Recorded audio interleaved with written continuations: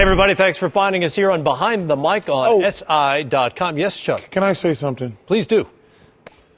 I might get in trouble for this. Okay. It wouldn't be a first, but This is personal. okay. You know I'm a Nike guy. Yes. Yep. And I love Nike, and they've been great for me since 1984. But that was so out of order. What LeBron's shoe designers The LeBron shoe designers tweeted out about Derrick Rose. That was 100% unprofessional. It was uncalled for.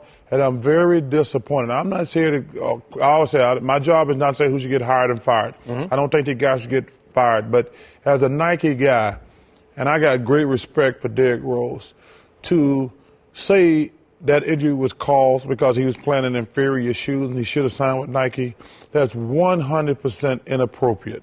And like I said, I know I'm a Nike guy. I'm still with Nike.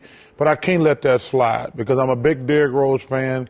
But you don't wish bad things on people. I just hate that. I think the one thing that you obviously see is that as an athlete, you know that your equipment does enhance, but it doesn't make. Right. It enhances with your performance. It doesn't make your performance. And Derrick Rose, if it's a joke, it wasn't a funny joke. If it was meant to be thought of as a snide remark, it wasn't snide. It was just a wrong comment, period. What do you do if it's the guy designing your shoe? I think you call him and say, man, Derrick Rose is my friend. Because LeBron and Derrick are probably friends. Sure. I think you call him and say, man, apologize. Because that's why I don't do Twitter. Twitter's like Herman that was on, it has a fan, he says, don't push sin. Because nothing good could happen. But I want to address another thing. Like I said, there's some people who are trying to come out, trying to say that these guys playing all these games in these days is not the reason we got so many injuries. That's not true. Listen, do we know that's why Derrick Rose blew out his knee? No, we don't. But all these, I see the NBA trying to get these doctors to say that playing all these games is not a factor. I said, first of all, they don't know because they're doctors. Yeah, you can go to class every day and have plenty of energy. But you run up and down the basketball court, and me and Kenny know firsthand, you get tired. Playing 4 games in 5 days, 3 games in 3 days, there's no time for your body to recover. Having 1 day off between the end of the regular season and the playoffs, that's the reason these guys are getting hurt. And they've got to be very careful. And I've been very consistent from day one.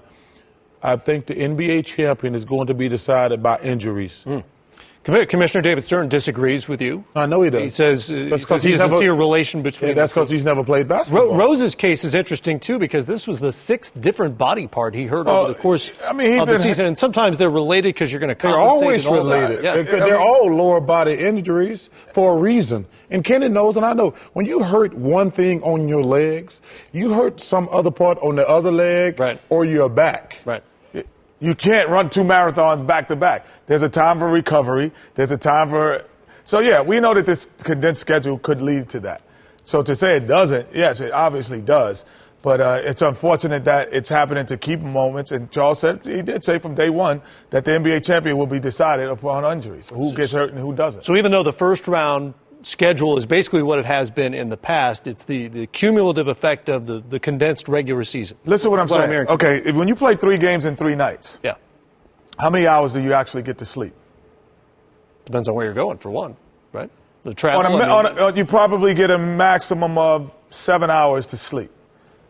First of all, the recommended dosage of allowance of sleep is recommended as 8 hours for a normal person. Right. But we're talking about a highly trained, highly performing athlete.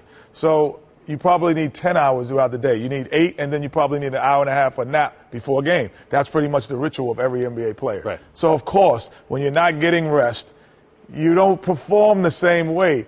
It's from a car to a person, the same way. You can't rev that engine all day.